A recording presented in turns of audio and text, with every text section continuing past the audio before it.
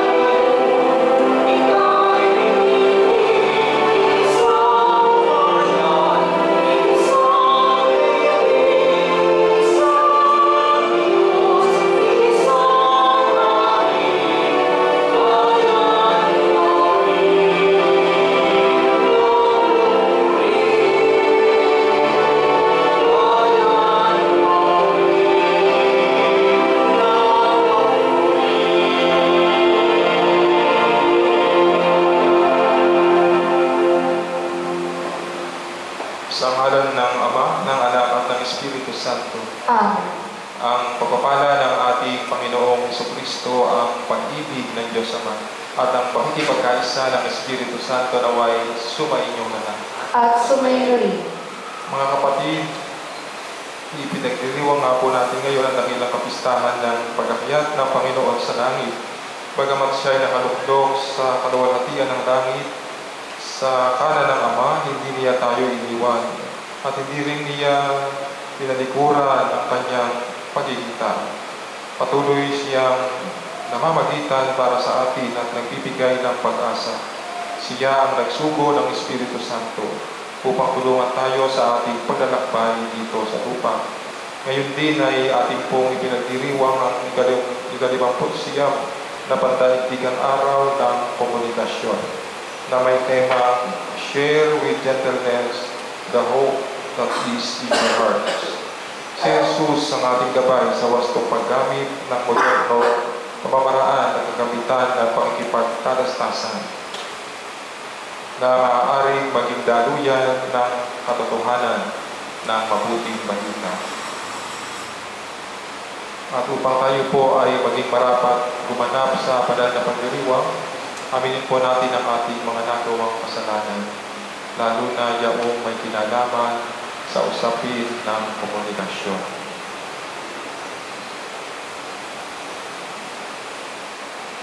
Sinugong tagapagpagaling sa mga nagsisisi, Panginoon, kaawaan mo kami. Panginoon, kaawaan mo kami. Dumating at nagpapanyayang mga makasalanay magsisi. Kristo, kaawaan mo kami. Kristo, kaawaan mo kami.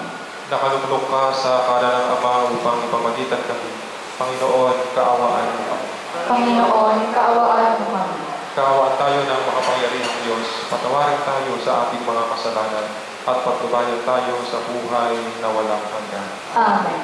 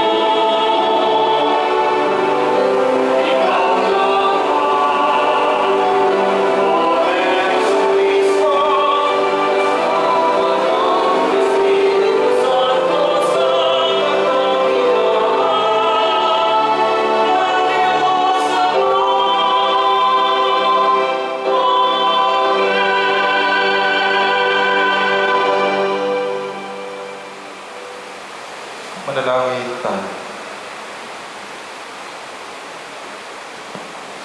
Ang maraming makapangyarihan, gawin mong kami ay magkaroon ng banal na kagalakan at makapagdiwang ng may utang na loob, sapagkat ang iyong anak na aming manunubos ay siyang tagapaghanda ng aming pananahanan na ng kanyang pinanggalingan upang kami pangunahan at kanyang tinunguhan upang maging pag-asa kailanman ng sambayanan niyang kanya rin katawan bilang tagapamagitan kasama ng Espiritu Santo magpa sa walang hanggan. Amen.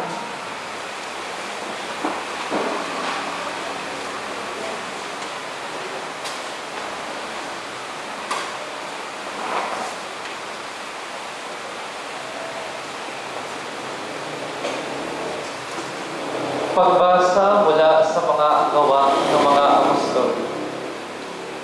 Mahal na Teofilo, isinalaysay ko sa aking unang aklat ang lahat ng ginawa at itinuro ni Jesus buhat sa pasimula hanggang sa araw na siya'y umakyat sa langit.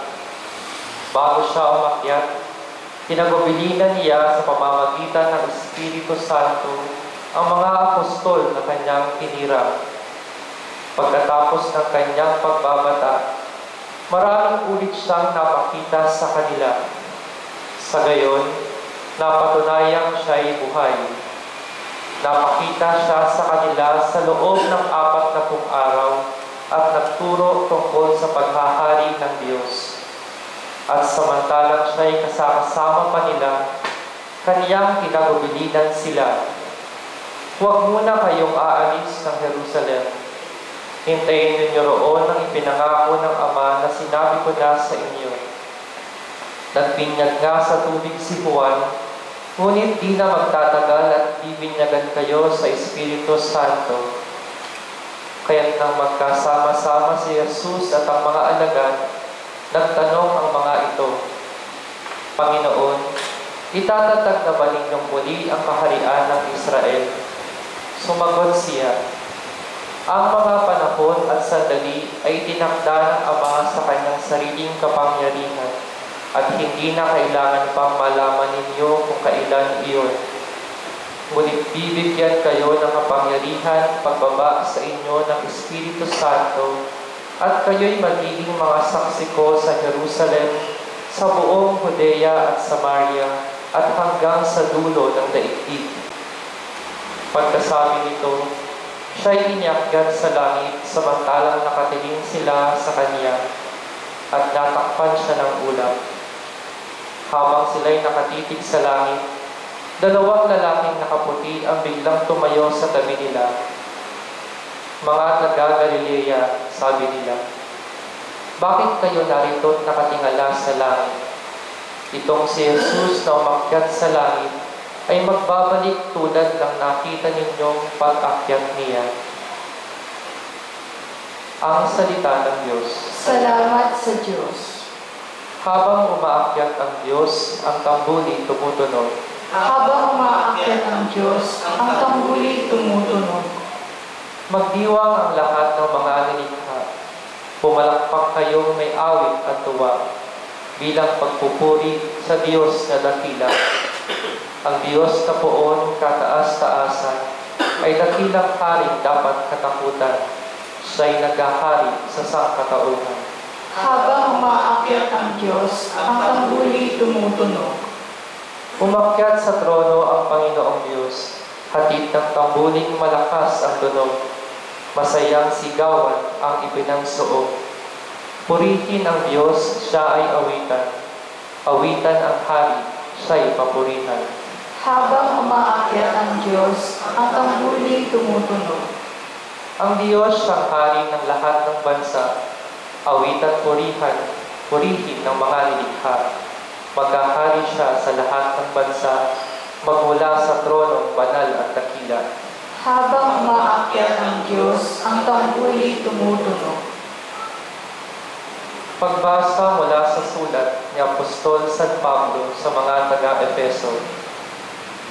Mga kapatid, hinihiling ko sa Diyos ng ating Panginoong Jesucristo, ang dakilang Ama, na pagkalooban niya kayo ng espiritu ng karunungan at ng tunay na pagkakakilala sa Kanya. Naway liwanagan ng Diyos sa inyong mga isip upang malaman ninyo ang ating inaasahan sa Kanyang pagkatawag sa atin. Ito'y ang kaluwalhatiang inilaan niya sa Kanyang mga hinirang at ang walang hanggang kapangyarihan niya sa atin na mga nananalig sa Kanya. Ang kapangyarihang iyon ang muling bumuhay kay Kristo at nagluklok sa Kanya sa kalangitan sa kanan ng Diyos. Kaya't nasa ilalim ng kapangyarihan ni Kristo ang lahat ng paghahari, kapamahalaan, kapangyarihan at pamunuan. Higit ang Kanyang pangalan kaysa lahat ng pangalan, hindi lamang sa panahon ito, kundi pati sa darating. Ipinailalim ng Diyos sa kapangyarihan ni Kristo ang lahat ng bagay at siya ang ginawang ulo ng simbahan. Ito ang katawan ni Kristo, ang kapuspusan niya na pumupuspos sa lahat-lahat. Ang salita ng Diyos. Salamat sa Diyos.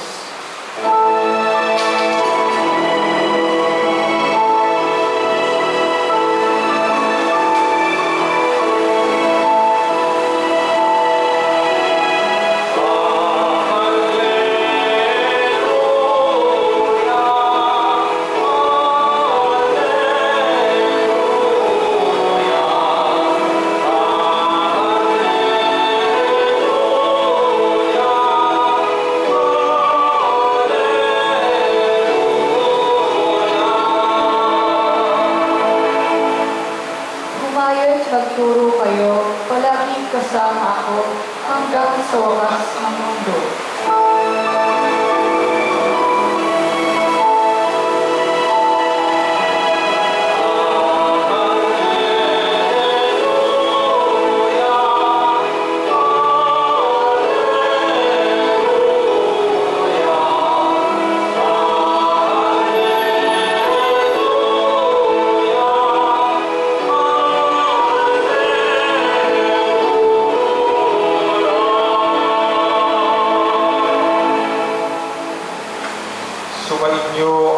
Panginoon.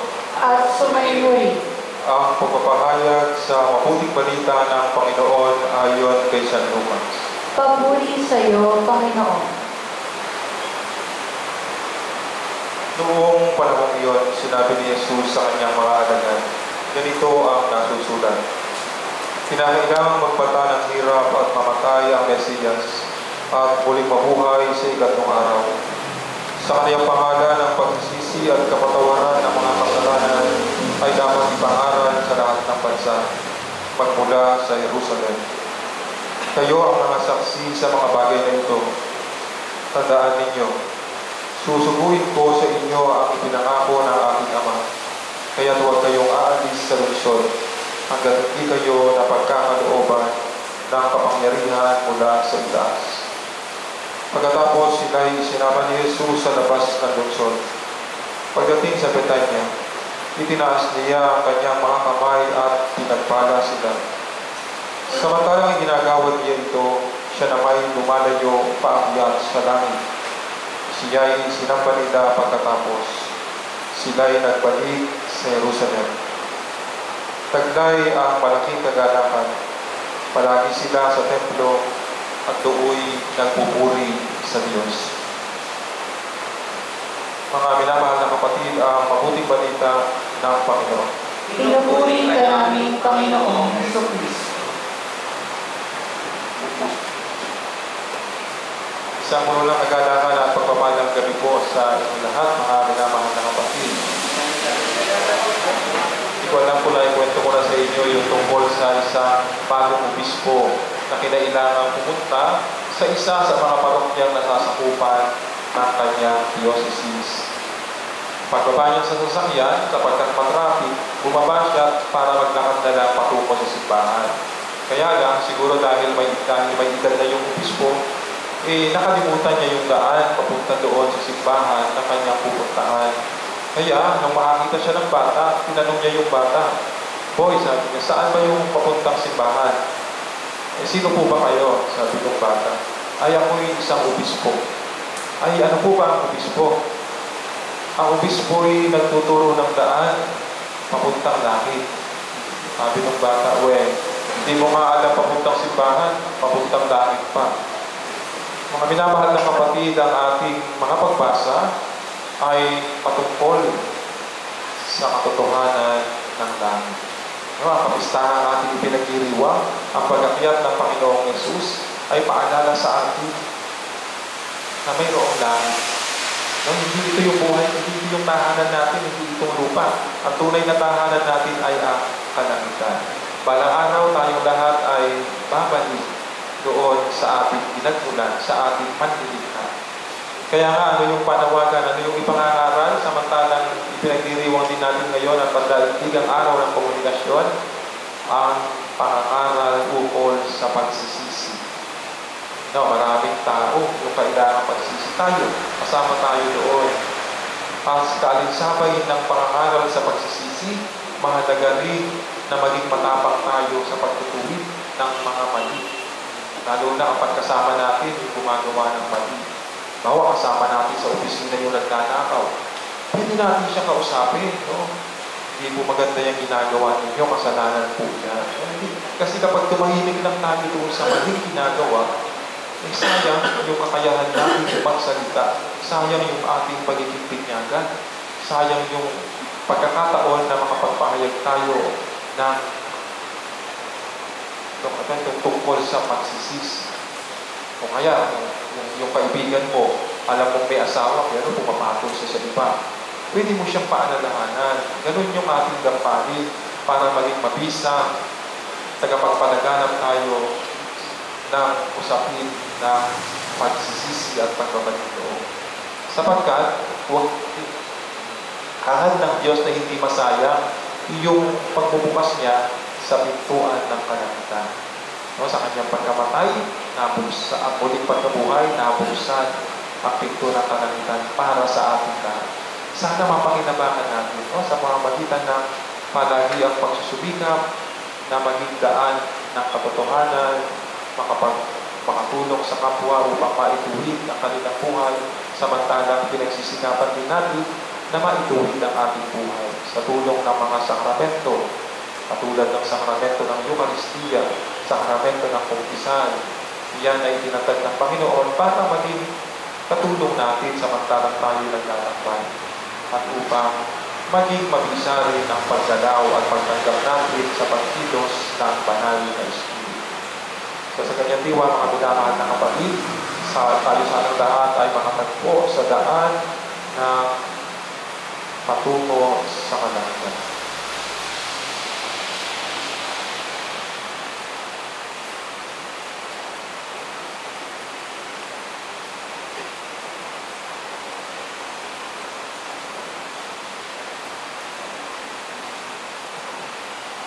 Ipahayag po natin ang ating pananampalataya. Sumasampalataya ako Sa Diyos ang makapangyarihan sa lahat, na may gawa ng langit at lupa. Sumasampalataya ako kay Kristo, isang anak ng Diyos, Panginoon namin lahat. Nagkatawang tao siya dalang Espiritu Santo, ipinanganak sa Maria Virgen, pinagpakasakit ni Poncio Pilato, ipinako sa krus, namatay, inilipid. Natapos ang kinalooban ng mga luma, na may ikatlong araw na buhay na magpuli, umakyat sa langit, naluluklo sa kanan ng Diyos ang mga kapangyarihan sa lahat. Doon magmumula pa rin ito at upo sa nabubuhay at nangamatay na tao. Sumasampalataya naman ako sa Diyos Espiritu Santo, sa banal na simbahang Katolika, sa samahan ng mga banal, sa kapatawaran ng mga kasalanan, sa pagkabuhay na muli ng namatay na tao, at sa buhay na walang hanggan. Amen. Mga kapatid, sa pag-akyat ng ating Panginoong Hesus sa langit, pumarap siya sa Ama para sa atin. Buong pagtitiwala tayong manalangin. Ama namin, dinggin mo kami. Ama namin, dinggin mo kami.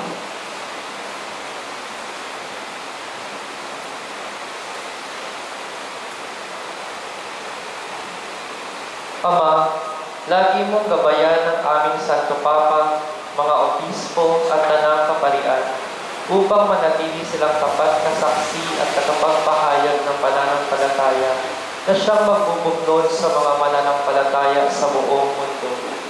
Manalangin tayo. Ama namin, dinggin mo kami. Ama, akayin mo tungo sa kapayapaan ang mga pinuno ng mga bansa sa daigdig, upang matigil na ang mga digmaan, sigalot at mga karahasan. Manalangin tayo. Ama namin, dinggin mo kami.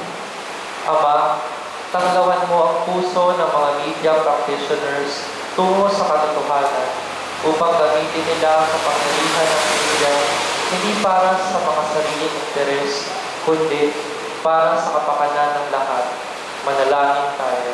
Ama namin, dinggin mo kami. Ama, mapapilis at maging mas mabisa nawa ang pagpapahayag ng mabuting balita ng kaligtasan sa lahat ng panig ng mundo sa pamamagitan ng makadiyos at makataong paggamit ng media. Manalangin tayo. Ama namin, dinggin mo kami. Ama, salubungin mo nawa sa langit ang mga kapatid naming yumao na nananalig sa pangako ng muling pagkabuhay ng iyong anak na si Jesus. Manalangin tayo. Ama namin, dinggin mo kami.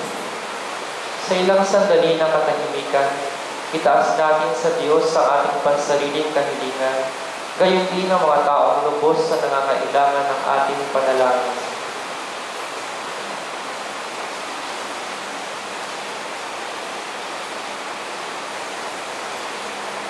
Manalangin tayo. Ama namin, dinggin mo kami. Ama naming mapagmahal, pinupuri namin ang iyong pangalan sa kapistahan ito ng pag-akyat sa langit ng iyong anak. Naway ganap namin panginabangan ang makalangit na kaloob ng katotohanan ito at ihatid kami dito sa kaharian mong walang hanggan. Alang-alang kay Kristo, aming Panginoon. Amen. Magsiyo po ang lahat.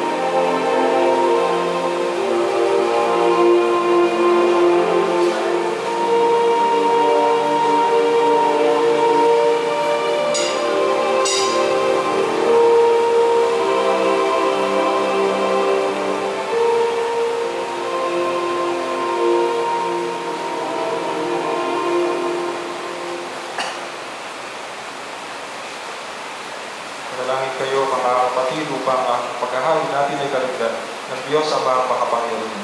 Tanggapin nawa ng Panginoon itong paghahain sa iyong mga kamay, sa kapurihan niya at karangalan, sa ating kapakinabangan, at sa buong sambayanan ng banal. Ang manaming lumikha, pakundangan sa pag-akyat ng anak mong mahal. Ginaganap namin ang paghahain ng may kapakumbabaan. At ipagkaloob mong sa ganitong pagpapalitan ng mga kaloob mo at ng aming mga alay, kami ay makasalo sa pagkabuhay at pag-akyat sa kalangitan.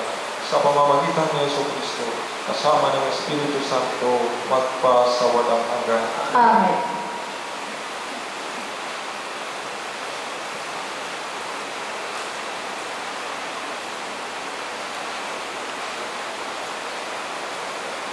Sumainyo ang Panginoon. At sumainyo rin, Itaas sa Diyos ang inyong puso at diwa. itinaas na namin sa Panginoon. Pasalamatan natin ang Panginoong ating Diyos. Marapat na siya ipasalamatan.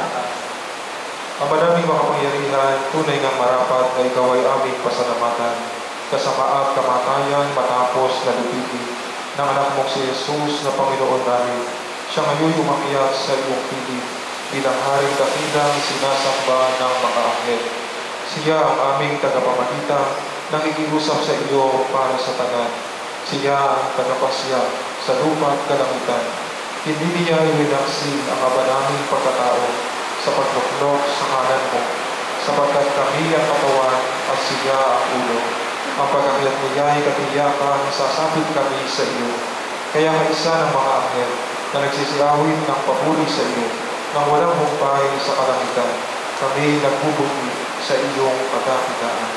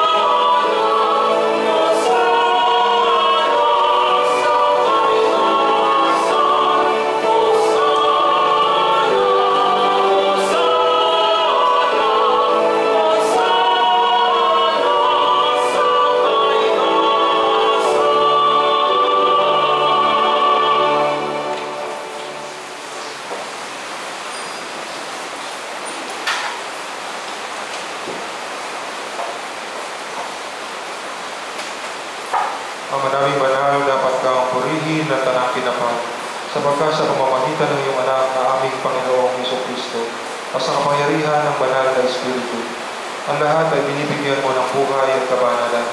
Walang sawa mo tinitipon ng iyong sampayanan, upang mula sa pagsikat hanggang sa pagdubog ng araw, maihandog ang malinis na alay upang sambahin ang iyong ngalan. Amay, sinasamo po namin, pakapanalin mo sa kapangyarihan ng banal na Espiritu ang mga kaloob na ito na aming inilalaan sa iyo. Ito nawa ay maging katawan at dugo ng iyong anak at aming Panginoong Jesucristo na nagutos ipagdiwang ang misteryong ito. Noong gabi ipagkanulo siya, tinawagan niya ang tinapay, pinasalamatan kanila. Pinaghati-hati niya iyon, iniabot sa kanyang mga alagad at sinabi, "Tanggapin ninyong lahat ito at kanin. Ito ang aking katawan na ihahandog para sa inyo."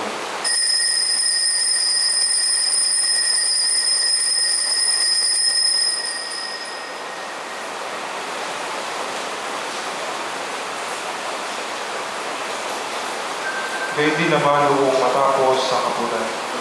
Hinawakan niya ang kalis, hindi kaniyang pinasalamatan. Iniabot niya ang kalis sa kanyang mga alagad na sinabi,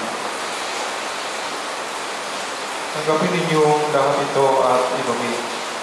Ito ang kalis ng aking dugo, ng bago at walang hanggang tipan. Ang aking dugo na ibubuhos para sa inyo at para sa lahat, sa ikapagpapatawad ng mga kasalanan. Gawin ninyo ito sa pag-alala sa akin."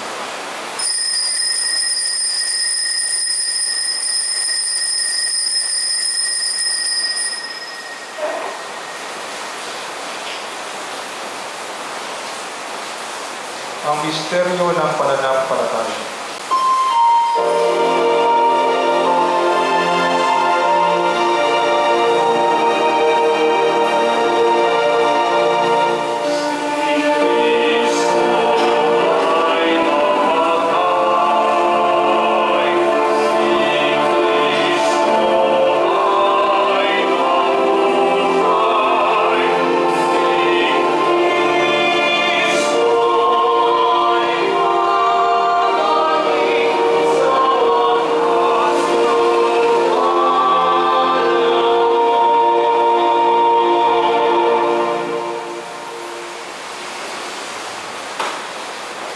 Ama, ginugunita po namin ang pagkamatay ng iyong anak na sa amin nanligtas.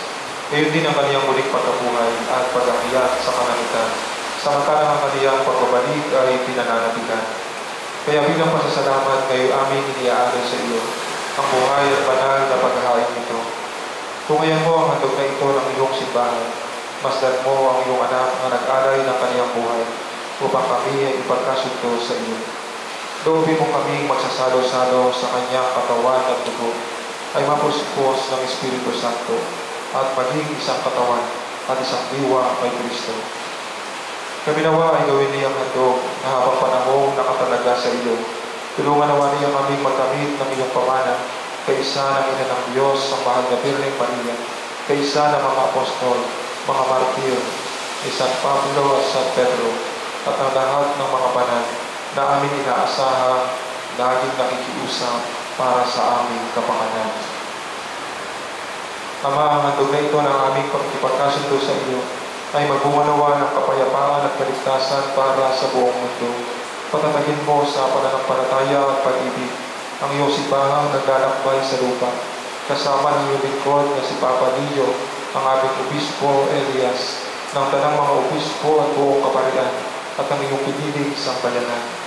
Hingin mo po ang mga kahilingan ng iyong angkan na ngayon tinipon mo sa iyong harapan. Amang maawain, kukupin mo at pag-isahin ang lahat ng iyong mga anak sa bawat panig at sulok ng daigdig. Kaawaan mo at patuloyin sa iyong kaharian ang mga kapatid naming pumanaw at ang lahat ng lumisan na sa mundong ito na nagtataglay ng pag-ibig sa iyo. Kami ay umaasang makararating sa iyong piling at sama-samang magtatamasa ng iyong kalingningang walang panig, sapagkat aming masisilayan ng iyong kagandahan sa pamamagitan ng aming Panginoong Jesucristo na siyang pinagdaraanan ng bawat kaloob mo sa aming kabutihan.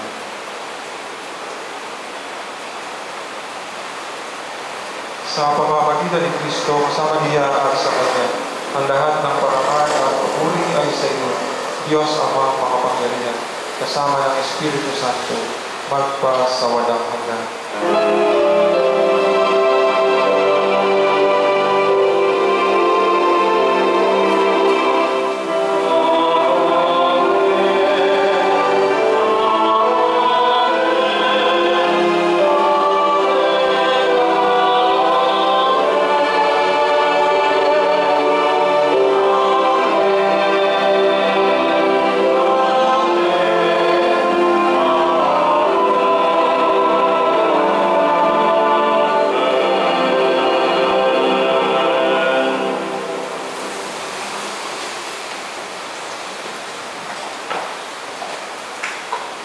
Sa pagpili ng mga nakagagaling na utos at turo ni Jesus na Panginoon natin at Diyos bilang magkakapatid sa iisang Ama sa langit, ipahayag natin ng kakasto.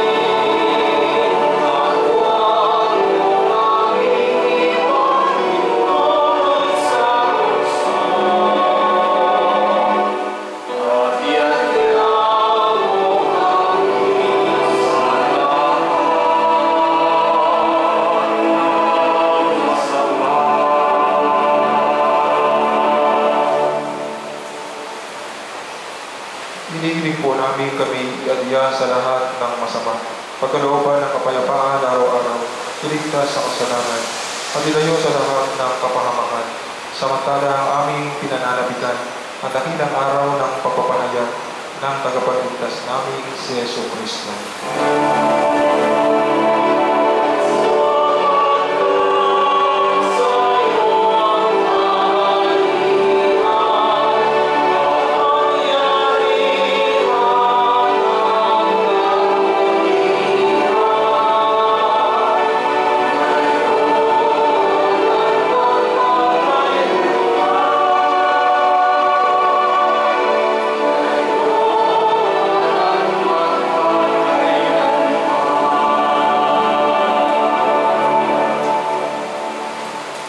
Panginoong Jesucristo, sinabi mo sa iyong mga apostol, kapayapaan ang iniiwan ko sa inyo, ang aking kapayapaan ang binibigay ko sa inyo.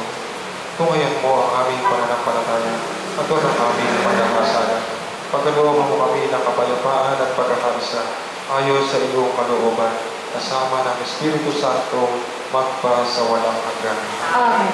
Ang kapayapaan ng Panginoon ay laging sumainyo. At sumayo rin. Maghangad at magbigayan po tayo ng kapayapaan sa isa't isa.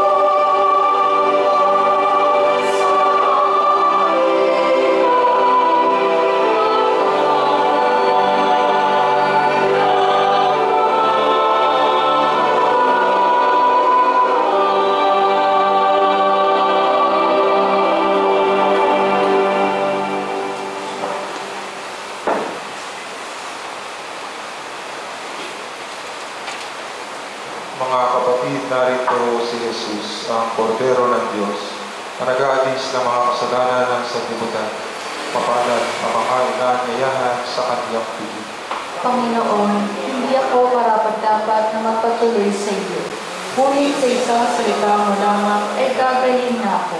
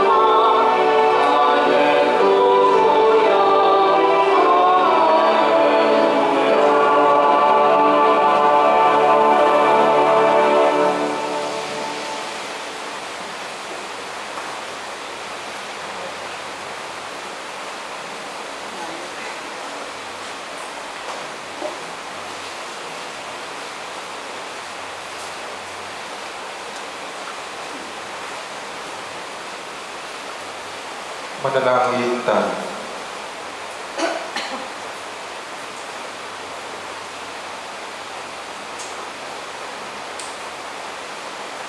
Ama naming mapagmahal, pinagkakalooban mo kami ng pagkakataon na ako'y sa lupa ang ginagawa mo at nilalayon.